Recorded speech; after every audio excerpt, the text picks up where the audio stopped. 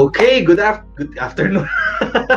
Good evening everyone. This is Coach Jarrett at welcome po sa ating channel today.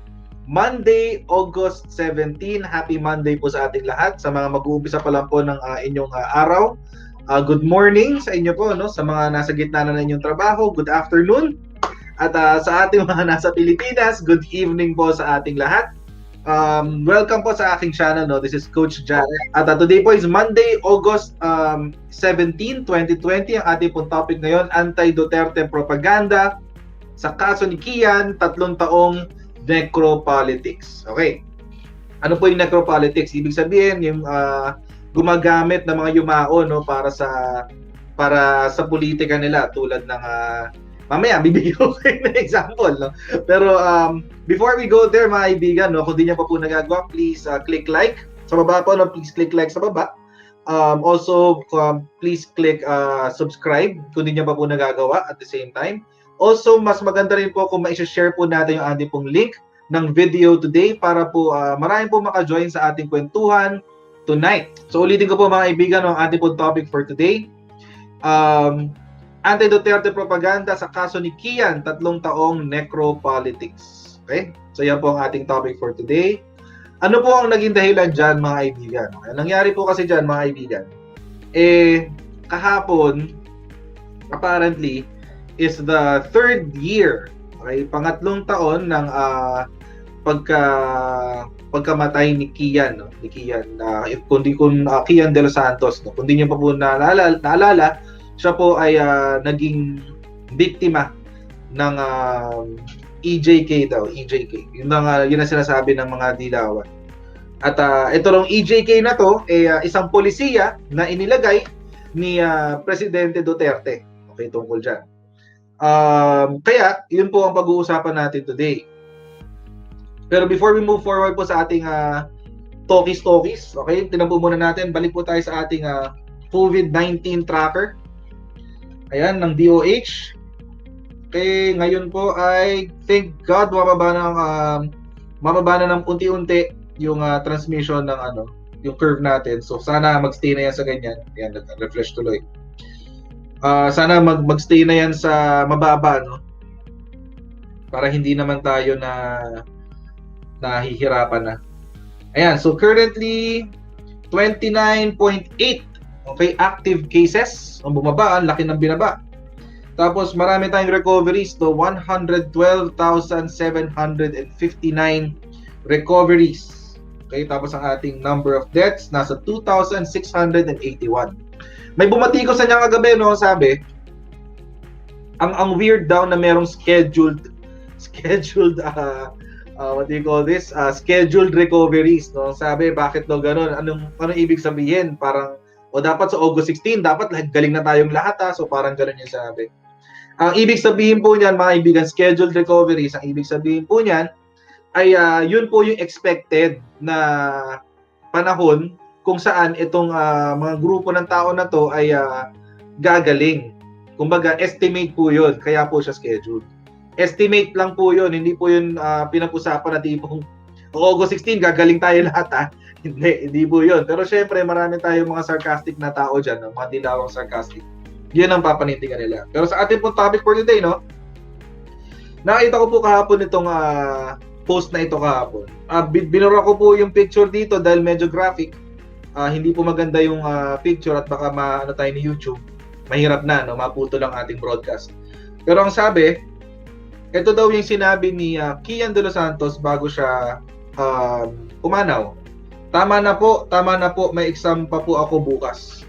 Okay, yun daw ang sinabi ni Kian de los Santos, kaya tapos #RememberKian nasa ilalim. Ito po ay gawa ng UPLB, Nara Youth, UPLB. Okay, so alam na natin kung bakit nasabi nila yan. Okay? Tapos ito, syempre kahapon ko rin nakita, kilala naman natin lahat to, di ba? Si Kaki. Si Kaki. Ayan, anak ni Frankie Pangilinan. Okay, si Kaki Pangilinan. Kinote din niya yung parehong sinabi, no? Tama na po, may test pa ako bukas. #RememberingKian. Okay, so yun ang sinabi niya. Ito pang isa.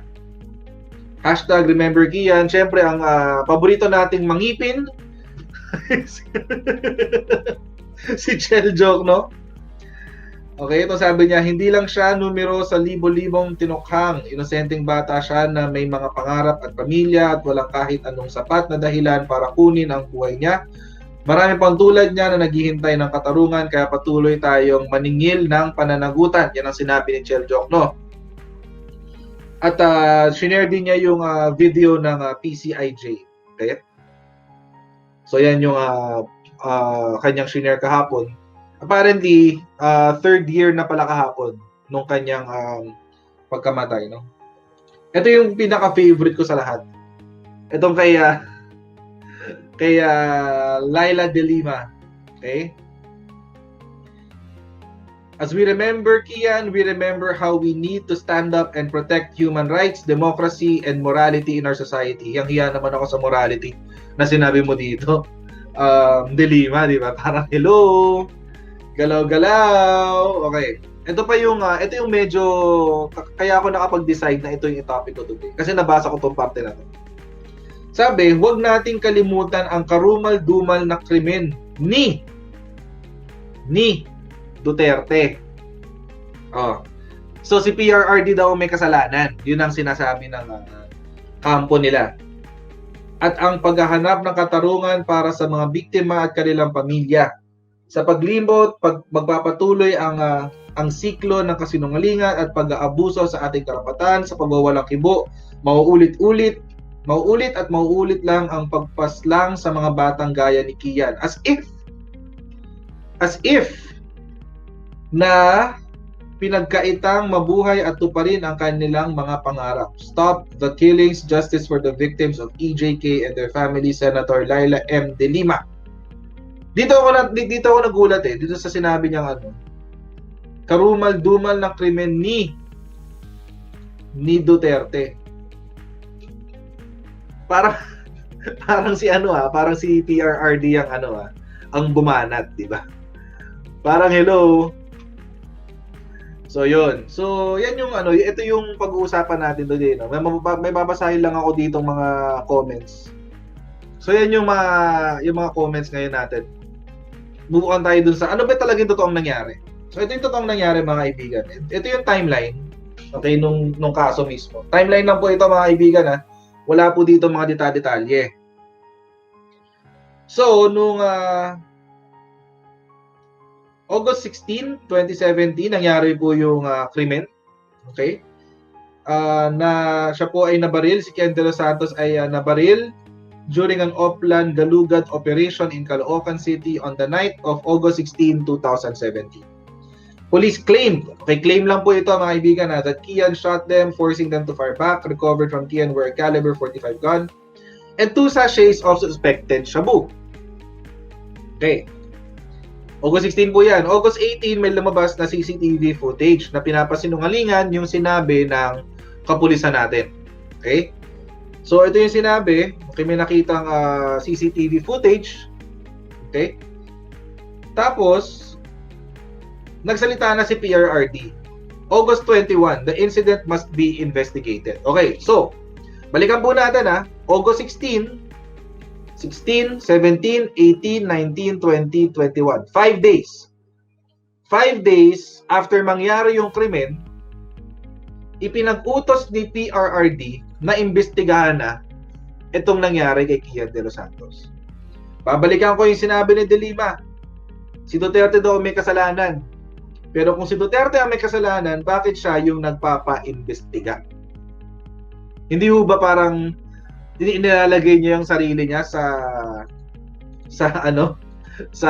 alanganin kapag siya pa yung nagpa-imbestiga? Okay, pagkatapos daw makita ni PRRD yung video, yung CCTV, siguro nakaisip siya, nakita niya yung probable cause. Huwag po natin kakalimutan, mga kaibigan, si PRRD po ay isang prosecutor bago po siya naging mayor. So baka nakakita siya ng probable cause o sapat na dahilan para ito ay para magkaroon ng kaso laban sa mga kapulisan natin. Si PRRD mismo ang nag-utos ng imbestiga. So, August 24, inumpisahan ng Senado na imbestigahan din, no? Mag-probe sa nangyari kay Kian. Hindi po ito korte. Senado lang po ito. Ang ginawa po dito ay parang nag-grandstand lang ang ating mga senador. Naglabas lang ng galit nila, sama ng loob dahil napakasama ni PRRD, ganyan-ganyan. Pero mga kaibigan, puntahan po natin yung puntahan natin yung nangyari. Okay, ito yung full text ng decision. November 29, 2018, nilabas ng inquirer. Okay, ito yung decision mga kaibigan ha. Nababasa niyo po ba? Malamang hindi kasi ako hindi ko rin nababasa. Okay, mahaba po ito mga kaibigan ha. So, ayan. So ito yung hatol mga kaibigan, ito yung papeles. So, ito yung mga pulis. Okay? Tatlo po yung ikinaso sa kanila mga kaibigan ha. Isang murder. Okay? Yung isa naman ay conspiracy to commit murder. At ang isa naman ay planting of evidence. Okay? Yun ang kinaso sa kanila. Medyo mahaba-haba to mga kaibigan ha. Okay, so wait lang, ilalapit ko pa ng bahagya. Ayan. So ito yung sa murder. Okay? Tapos ito yung saan na yun? Special mga bla. Ting hirap sa mga ano eh. Hindi nakapapel. Ayan, illegal possession of firearms. Okay, ito yung tanim. Okay? Tapos, ito naman, ayan, ito rin tanim din to. Okay? So, tatlo po yung kinaso sa kanila mga kaibigan. Diretso na po ako sa testimonya nung isa. Okay? Diretso na pala ako sa hatol. Diretso na lang ako sa hatol, okay? Kasi mamaya ako pupuntahan yung testimonya nila. So, ito yung hatol mga kaibigan. So, sa criminal case, the court finds, case number, ito yung case number, ito yung sa murder mga kaibigan. The court finds the accused, ito yung mga police, okay? Guilty. Guilty sila sa kasong murder, okay? Yan po. So, may hatol. Ano yung hinatol? Reclusion perpetua, okay? Or life imprisonment, okay? Without eligibility of parole. O, hindi sila magkakaroon ng parole. Tapos magbabayad pa sila ng damages sa pamilya. Okay.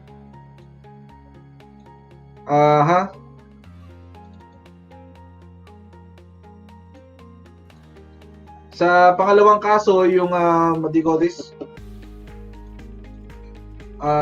Conspiracy to commit murder, not guilty sila kasi hindi naman daw walang pruweba o ebidensya na magsasabi na ito ay pinlano bago gawin. Okay, so yun ang ibig sabihin ng conspiracy.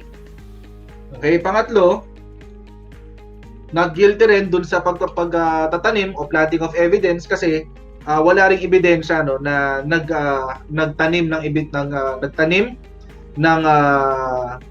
ebidensya, nagtanim ng shabu dito kay what do you call this? Kay Kian. Pero yung asset nila no, si Nonong ay naka-archive pa no, pending his apprehension kasi wala pa yung warrant. Okay? So, hinatulan sila ng guilty. Okay, so kung babalikan natin yung ating pinagsasabi ng dilema dito. Ang paghahanap ng katarungan para sa mga biktima at kanilang pamilya, meron ng katarungang na ibigay. 3 years na mga kaibigan. Ano pa dito mga kaibigan, nakakagulat para sa akin. 2017 namatay yung 2017 nangyari yung krimen. 2018, the following year, may hatol agad. Hindi ba? Hindi ba napakagandang balita nun? Kasi mga kaibigan, sa Pilipinas, pagdating sa mga ganitong kaso, napakatagal bago ka makakuha ng hustisya. Yung sa 44 nga hanggang ngayon, wala pang hustisya yung nangyari sa kanila. Hindi ba? Yung sa 44 nga hanggang ngayon, wala pang hustisya yung nangyari sa kanila. Pero sige, babasa muna tayo ng mga comments mga kaibigan kasi ang daming comments eh. May na nga, kumbaga, parang mahilig sila gumamit ng mga yumao at mga tingin natin ay naabuso o tingin nila ay naabuso. para lang maisulong yung politika nila. Yung tawag po doon necropolitics eh. Para maisulong yung agenda nila. Pero mga kaibigan, no, baka rin po nakakalimutan ng mga dilaw. Baka lang naman. Bekeling namin. Bekeling namin, mga kaibigan. Baka nakakalimutan nila may ginawa silang kabalbalan dito. Matapos ipaimbestiga ni PRRD itong kaso ni Kian, alam niyo ginawa? Alam niyo ginawa ng hantavirus na to?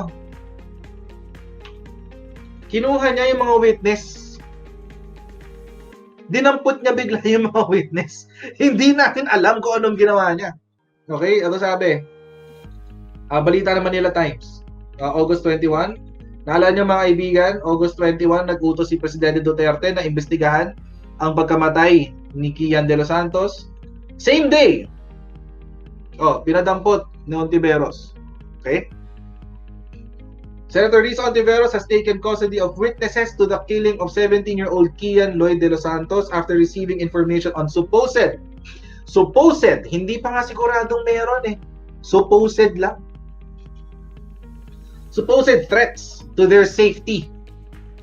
Ontiveros said the primary concern of her office was to ensure the safety of the witnesses and the family of de los Santos to help bring justice to the victim. The senator, however, declined to elaborate on plans for the witnesses such as whether they would appear before a Senate inquiry. Ito yung sinabi ni Ontiveros. Protection provided to the family will be extended to the key witnesses who will help in bringing to justice the perpetrators of the EJK of Kian de los Santos. Okay, so yan po, no? Tapos nag-comment siya tungkol sa EJK. Hindi natin alam kung isa sa 8 hanggang 12,000 ay katulad ni Kian. Hindi ba matagal na dapat na nagdalawang isip at hininto ito, ibinago ang strategiya? Yan ang sabi ni Ontiveros. Okay, pero mga kaibigan, may tanong po ako dyan. Kasi mga kaibigan, hindi po niya trabaho to eh. Ang witness protection po ay hindi trabaho ng isang senador. Okay? So, puntahan po natin sinabi ni Rappler. Ito yung sinabi ni Rappler tungkol dyan sa ginawa ni Ontiveros.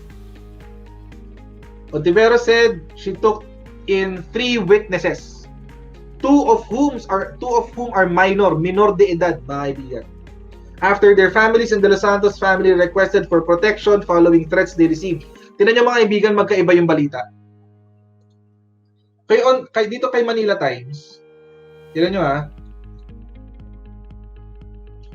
Kinuha lang after receiving information. Dito kay Rappler, meron ng ang De Los Santos family daw ang nag-request ng protection. Ngayon hindi natin malalaman kung sino sa kanila nagsasabi ng totoo kasi medyo matagal na to. She also said the guardians of the 2 minors even signed consent forms entrusting them to the senator's office. Ito yung sablay dito mga kaibigan. Alam niyo kung bakit? Hindi po trabaho ng Senado yan. Hindi trabaho ng mga senador po yan mga kaibigan. Trabaho po yan ng Department of Justice. Batas po yan mga kaibigan. Republic Act 6981. An act providing for a witness protection, security, and the benefit program for other purposes. Ano pong nakasulat dito sa implementation ng programa? Malinaw na malinaw mga kaibigan, mas malinaw pa sa sikat ng araw. The Department of Justice. DOJ ang hahawak niyan. Executive Department ang hahawak niyan. Executive Department ang hahawak. Okay? Through its secretary shall formulate and implement a witness protection, security, and benefit program. Itong si Rizzo Ontiveros, medyo nakakalimot yan sa mga pinagagagawa niya dati. Kasi mali yung ginawa niya mga kaibigan eh. Maling-mali yung ginawa niya. Hindi niya dapat ginawa yun. Pero hindi ko maintindihan, bakit ngayon hanggang ngayon hindi pa rin pinag-uusapan yung pagkakamali niya na yun. Ito pang ginawa ni Ontiveros, mga kaibigan, hindi na nga, dapat nga wala na sa custody, sa custodiya to ng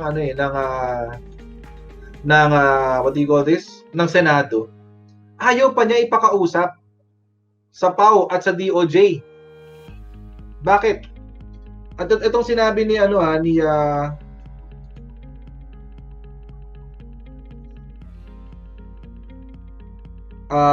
sinabi ng Ontiveros, no?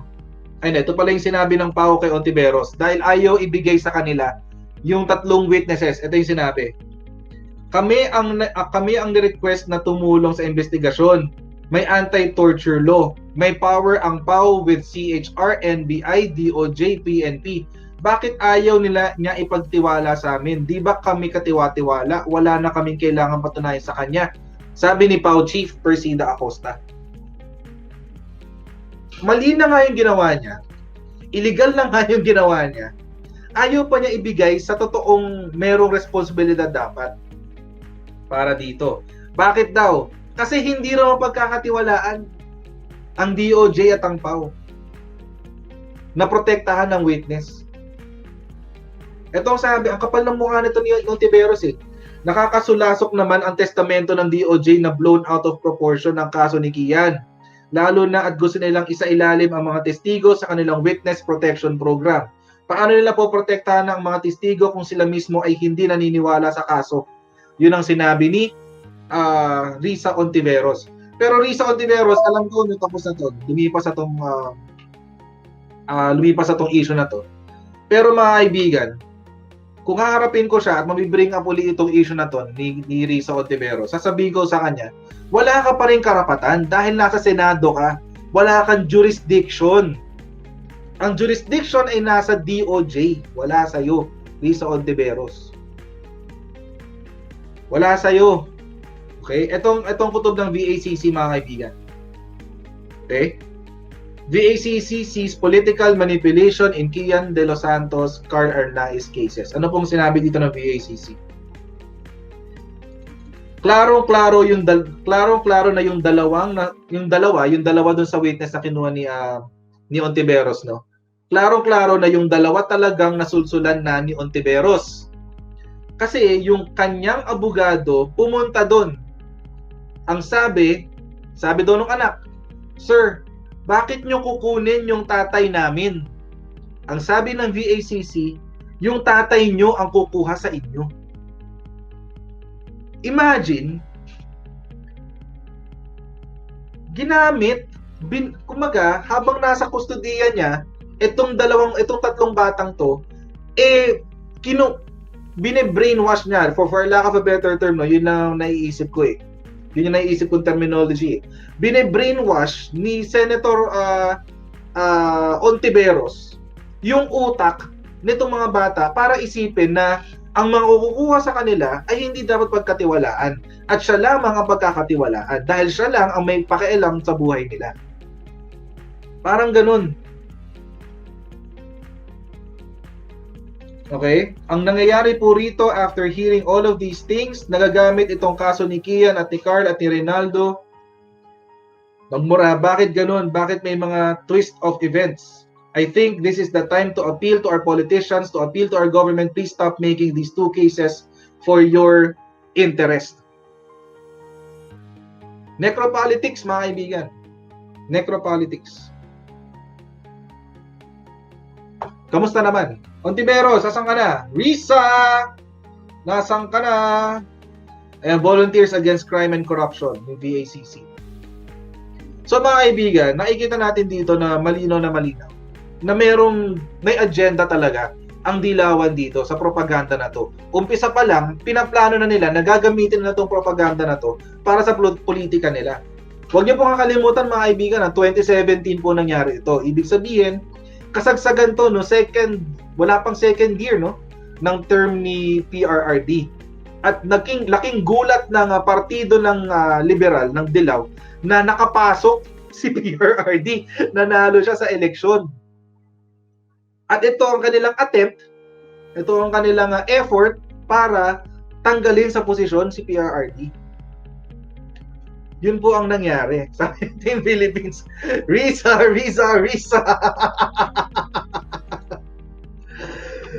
Ay, nako, mga kaibigan. Ito nga sabi ni Get Real Philippines eh. Ito si Get Real Philippines. Binabasa ko siya paminsan-minsan. Kasi mga kaibigan, tabuapin tayo sa timeline ha.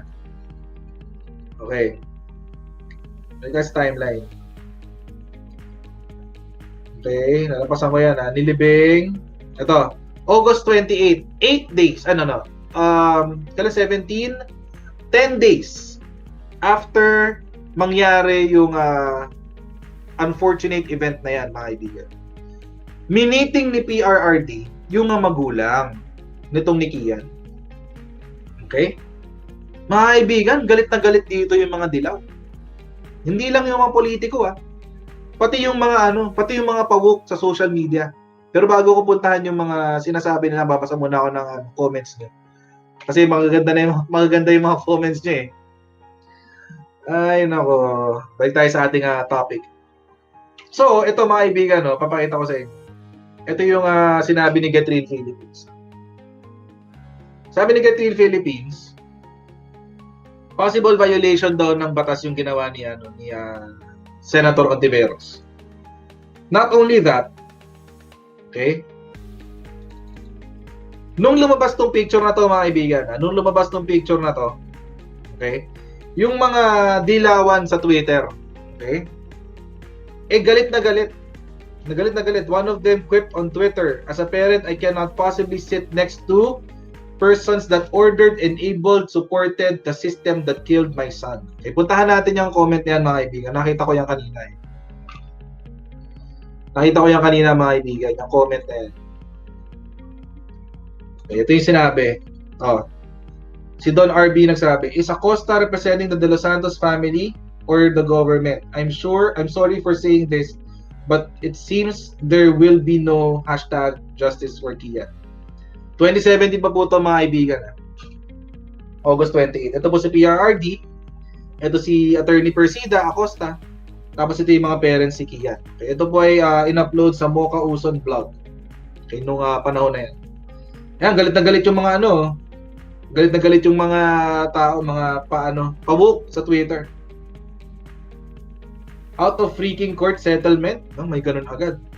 Dead meat na yung murder case, is so scary, lalong lalakas loob nilang pumatay. Sinasabi. Naging practical lang din siguro sila, I knew it, nasa areglo lang ending. Ang lumalabas, mga kaibigan, ito yung pinapalabas nila dito. Guilty si PRRD, inareglo na lang para hindi na magdemanda sa mga pulis. Yung, Diyos ko, mga kaibigan, kung saan sila humuhugot ng conspiracy theories nila. Ngayon, kung babalikan natin itong isa-isa, yung mga yan, tapos i-post kaya natin yung hatol sa mga sa mga pulis na yon. Ano kaya sasabihin nilang lahat? Kunyari lang yung investigahan na yan para sabihin may ginawa sila pero si Acosta ang humawak ng kaso, moro-moro na lang yan. See? Galit na galit yung mga taga-Twitter. Galit na galit yung mga Twitter, mga kaibigan. Ito pa yung sinabi ng ABS-CBN dito. Last night lang to, kahapon, sinabi ng ABS-CBN tungkol sa kaso. Until others suffer the same fate at the hands of the police, get same ending. Okay, I almost forgot, but my report then showed that 32 were killed the night. Ano ba to? Reporter ka ba talaga, Barnabilo? I almost forgot, but my report then showed that 32 were killed right before Kian's death. President Duterte's words then, "If we can just kill 32 every day. Drug war killings continue to this day." Ano pong pinapalabas naman dito ng ABS, mga kaibigan? Kahapon lang to 21 hours ago. Kahapon lang to. Ang pinapalabas ng ABS-CBN dito, mga kaibigan. Ito, polisiya, its policy ni President Rodrigo R. Duterte, itong pagpatay sa mga suspected drug pushers, drug runners, and drug lords. Polisiya daw yun. It's a policy. Ano yung ginamit niya? 32 Itong sinabi ni PRRD, if we can just kill 32 every day. So hinanap po yan mga kaibigan. Nabalita po yan ng CGTN. Okay? Babasahin natin dito. Ito siya. Sabi daw ni PRRD, if we can just kill 32 every day, then maybe we can reduce what ails this country. So ang pinapalabas ng ABS-CBN mga kaibigan, polisiya daw ito. Executive order. Executive order. Napatayin itong mga to. Mga kaibigan. Wait, babalikan ko lang to ha. Babalikan ko lang. Paano magiging policy to? Meron kang tinatawag na konstitusyon. At unang-una yun sa konstitusyon. Walang i-deprive ng life, liberty, and property without due process of law. Paano mo sasabihin polisiya ngayon yan? Ni-revise na ba natin yung constitution natin para sabihin na pwede na yon? Ganun na ba nangyayari sa Pilipinas ngayon? Hindi naman di ba?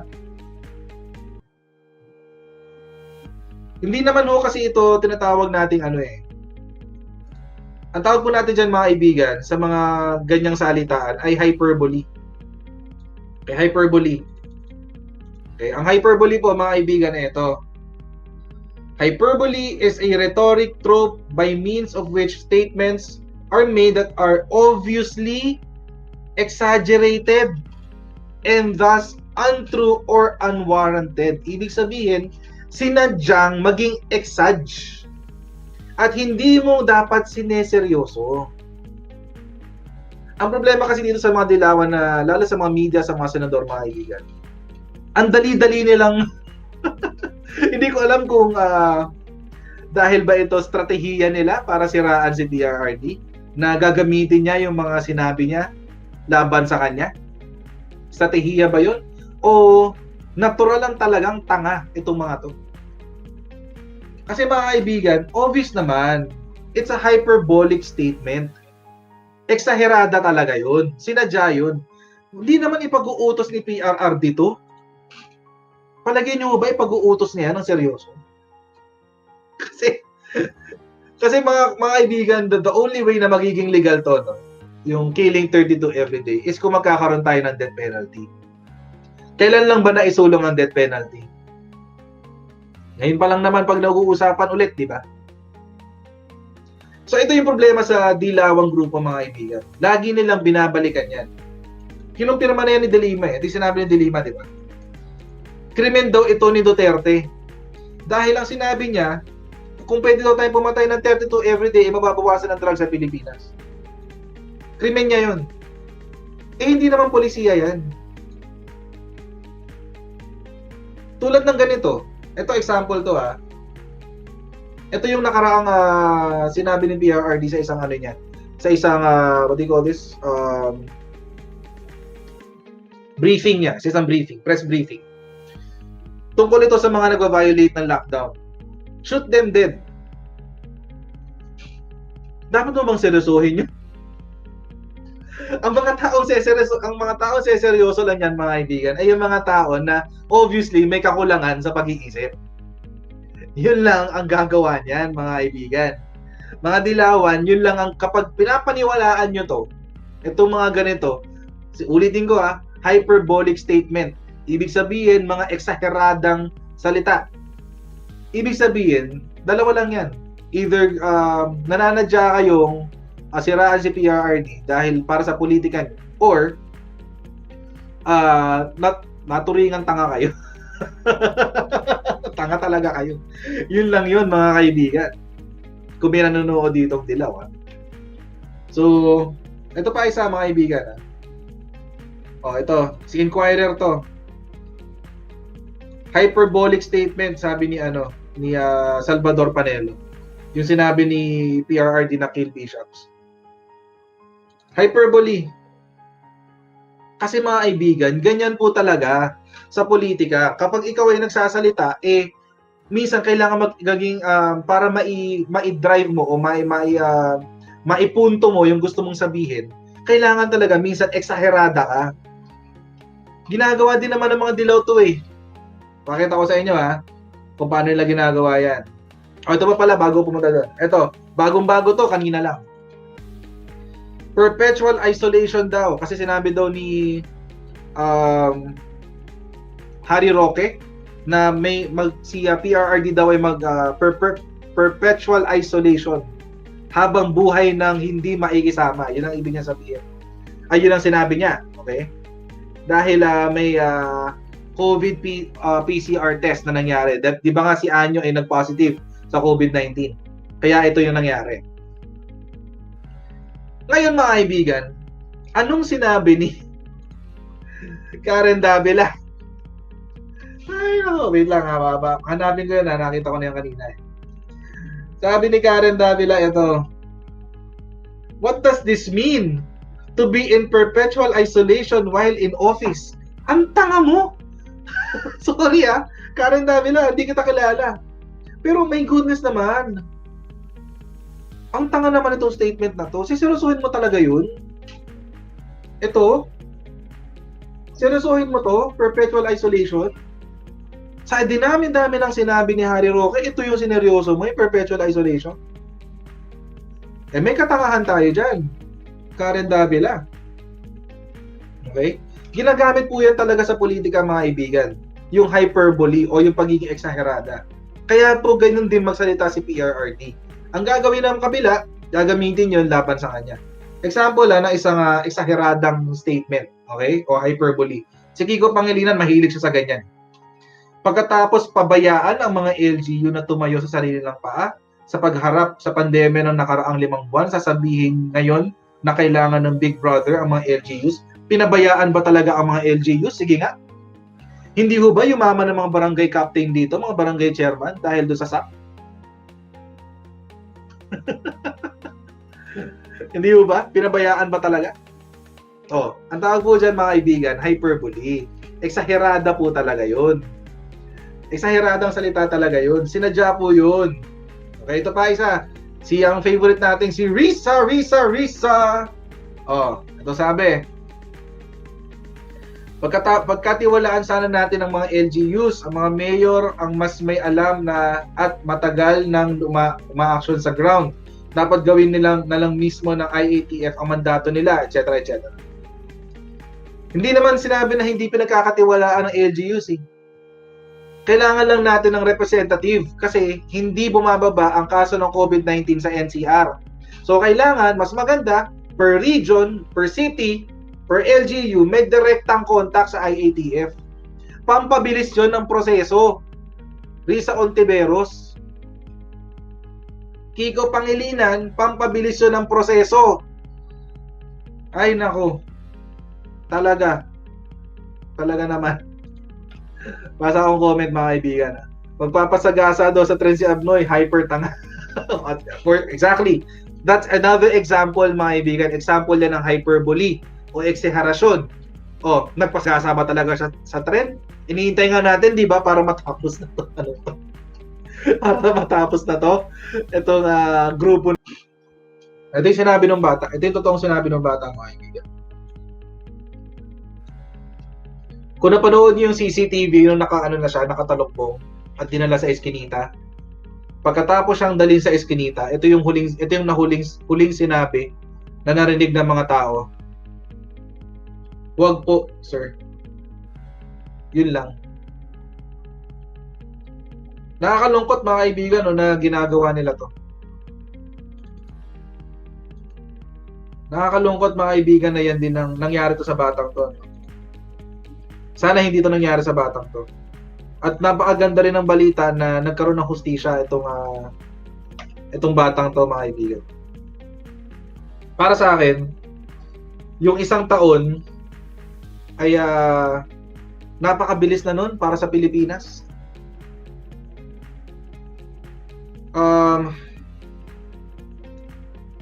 ba tong isang massacre na nangyari sa Maguindanao? Kung may nakakaalala nga paki-comment, yung mga pinatay na reporters. Maguindanao Massacre. I'm sorry. Yung kaya shucks. what's the name? Ano ba yun? Matubato? Hindi Matubato. I forget. Paki-comment nga po yung ano, yung sa Maguindanao. O yung Maguindanao massacre, yung mga reporters na minasacre. No, hindi Visconde. Hindi Visconde juris. Ha? Ampatuan. Yun. Kaya Ampatuan. Yung kaya ayun mangudadato. Yan. Iba yung Mamasapano. Maguindanao. Ayan, mangudadato. Correct. Ay, Ampatuan. Yung kay Ampatuan, mga kaibigan, kailan pa po nangyari yun?